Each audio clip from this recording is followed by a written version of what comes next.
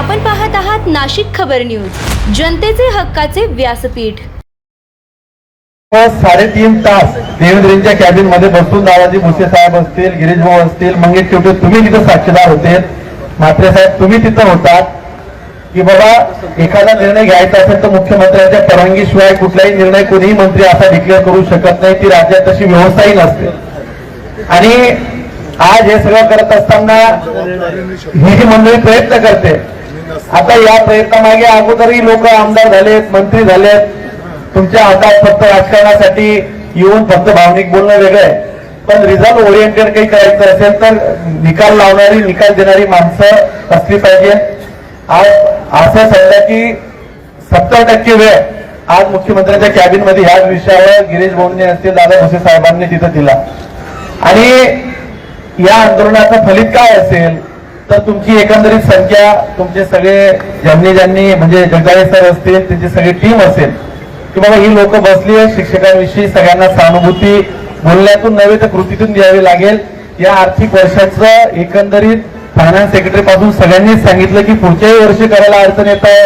मागच्या टप्प्यांचा इतिहास गिरीश भाऊंनी तुम्हाला सांगितला, पण शेवटी देवेंद्रजींनी सांगितलं की आपल्याला हा निर्णय घ्यावा लागेल आणि नवीन आर्थिक वर्षात 1 तारखेपासून पगार चालू होतील अशी व्यवस्था आपण लावू। आता हे सगळं झाल्यानंतर बघा, तुम्ही काही बोलले, आम्हाला कोणाला काही सांगितलं किंवा जगदाळे सरांना काही बोलले, शेवटी तुमच्यासाठी लढणाऱ्या माणसांना जर डिमॉरल करत असाल तर तुमच्यासाठी पुन्हा अजून कोणीतरी आलंही पाहिजे याची तुम्ही व्यवस्था लक्षात राहू द्या। म्हणजे आम्ही करतोय ते गिरीश भाऊ करत असतील किंवा मंत्री महोदय करत असतील, ही नैतिक आणि सामाजिक जबाबदारी जरी असली, परंतु या अगोदर ज्या पदावर बसलेली लोक होते त्यांनी ती जबाबदारी पार पाडली नाही, त्यांना काही झालं नाही। तीच लोक आज तुमच्या बाजूला येऊन काहीतरी नोटंकी करतायत। हे राजकीय व्यासपीठ म्हणून नाही आलंय, शिक्षकांना न्याय दिला पाहिजे या भूमिकेतनं सगळी मंडळी, सगळी आमदार मंडळी आलेली आहेत। आणि हा जो निर्णय गिरीश भाऊंनी आणि दादा भुसेजींनी सांगितला, हा मुख्यमंत्री महोदयांच्या चर्चेतून, राज्याच्या सचिवांच्या चर्चेतून झालेला निर्णय आहे। जगदाळे यांनी सांगितल्याप्रमाणे तुम्ही सर्वजण मान्य करावं। गिरीश तुम्हाला विनंती करतो, मान्य करणार ना गिरीश भाऊ? आता त्याचा गोड समारोप करावा ही विनंती दादाजी भुसेजी।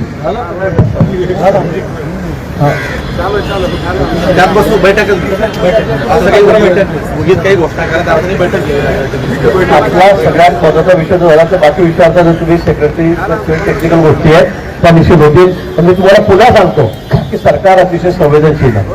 तुम्हाला लक्षात आलं असेल, पूर्वीच्या काळी 12-12, 14-14 वर्ष, 8-8 वर्ष, 10 वर्ष टप्पा झाला नाही, झाला का नाही झाला हे तुम्हालाही माहित आहे।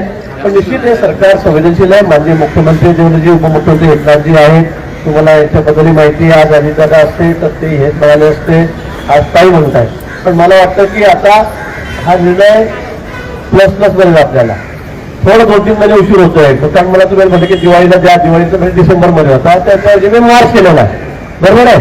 तर आता आपण सगळं तोंड घोड करा, आपल्या व्हॉट्सअपवर, फोनवर सगळ्यांना ही गुड न्यूज कळवा, सगळं स्वागत करा, सरकारचं स्वागत करा, आभार माना सगळ्यांचे। आणि आपण जावं, आपल्याला जी शंका आहे की बाबा 1 एप्रिलला होईल की नाही त्याची जबाबदारी पूर्णपणे आमची, आपल्या घरावरून मसाला त्या आमची जबाबदारी तुम्हाला परत इथे यावं लागणार नाही, तरी यावं लागणार नाही, एवढं सांगतो। म्हणजे अधिवेशनाला मला जायचं आहे, ठीक आहे ना। सगळ्यांचे आभार। दादा भुसे साहेब या ठिकाणी ते शब्द देतील का त्यांच्या घरी जावं लागेल, तर तुम्हाला तर माझ्या घरी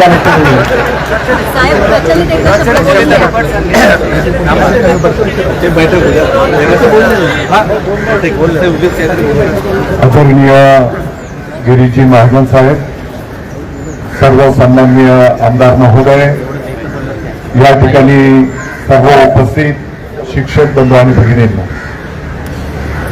मला वाटतं की गाडीत येत असताना गिरीश भाऊ आणि आम्ही सर्वजण शिक्षक बांधव कशा पद्धतीने त्यांचं मार्गक्रमण असतं अतिशय संवेदनशीलपणे आम्ही चर्चा केलेली आहे। आणि म्हणून इथे येत असतानाच जर काही नुसतं थातूर मातूर बोलायचं राहिलं असतं तर काल परवाच बोललो असतो, परंतु आज माननीय मुख्यमंत्री महोदयांना विधानसभेच्या सभागृहामध्ये उत्तर सविस्तर द्यायचं असताना राज्याचं त्यांनी आपल्यासाठी जवळपास 20 मिनिट दिले आणि राज्याचे मुख्य वित्त सचिव असतील सर्वांची सविस्तर चर्चा विनिमय करून हा निर्णय या ठिकाणी झालेला आहे. माननीय मुख्यमंत्री महोदय देवेंद्रजी फडणवीस साहेबांचं मला वाटतं की आपण सर्वांनी आभार मानले पाहिजे. माननीय एकनाथजी शिंदे साहेबांचे आपण पाठीमागच्याही काळामध्ये जो काही एक टप्पा देण्यात आला होता, शिंदे साहेब तर देणारेच होते, आपल्या सगळ्यांना सगळ्या राज्याला माहिती आहे. आणि आदरणीय सुनीत्राताई पवार साहेबांचेही आपण आभार व्यक्त केले पाहिजे. आणि मला वाटतं की आपण विशेष आभार एक वशिला लावायला, हे तर आमचं कुटुंब परिवार आहे, परंतु हेडक्वार्टरमध्ये माननीय मुख्यमंत्री महोदयांना वशिला लावण्याच्यासाठी माननीय गिरीश भाऊंना मी पकडून ठेवलं होतं आणि गिरीश भाऊ एका बैठकीकरता 5 मिनिट वर गेले, परंतु मंगेशला धरून ठेवलाय. मला वाटतं की आपल्या सर्वांना माहिती आहे की ज्या आर्थिक परिस्थितीतनं आपलं राज्य आणि संकटांना तोंड देत आपण मार्गक्रमण करतो आहोत. शेतकऱ्यांचे, जसं भाऊंनी सांगितलं की शेतकऱ्यांच्या कर्जमाफीच्या संदर्भातला विषय असेल, अवकाळी पाऊस, होणाऱ्या दैनंदिन घटना, आणि म्हणून मुख्यमंत्री महोदयांनी 31 मार्च ही आपल्याला म्हणजे बजेट अधिवेशन की ज्याच्यामध्ये या संदर्भातली आर्थिक तरतूद केली जाईल असा शब्द आपल्या सर्वांना त्या ठिकाणी दिलेला आहे.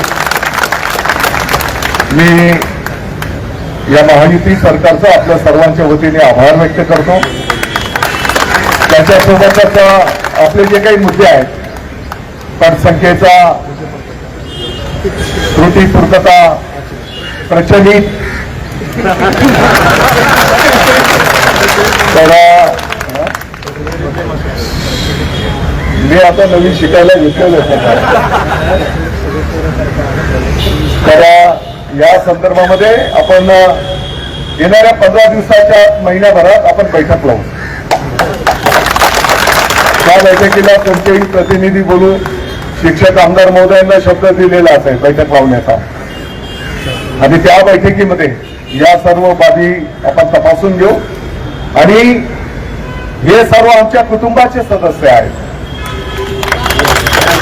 विद्यार्थी हे आमच्या कुटुंबाचं दैवत आहे आणि हे सर्व आमच्या कुटुंबाचे सदस्य आहेत. हे तर टप्प्याचा निर्णय तर झालेलाच आहे, परंतु त्याच्या पलीकडे जाऊन हे जे आमच्या कुटुंबाचे सदस्य आहेत, पाठीमागच्याही काळातले काही निर्णय तुम्ही बघितले असतील आणि येणाऱ्याही काळातले निर्णय तुम्हाला पाहायला मिळतील की तुमची वेठ बिगारी, आपली जी काही एक दहशत असते, सेवानिवृत्त होताना पण मला काही त्रास होईल का, ही सर्व दहशत मोडून काढण्याचं काम शिक्षण विभाग करेल. आणि ते कृतीमधून तुम्हाला दिसेल. मला वाटतं की वेळेचं भान आपण ठेवूया.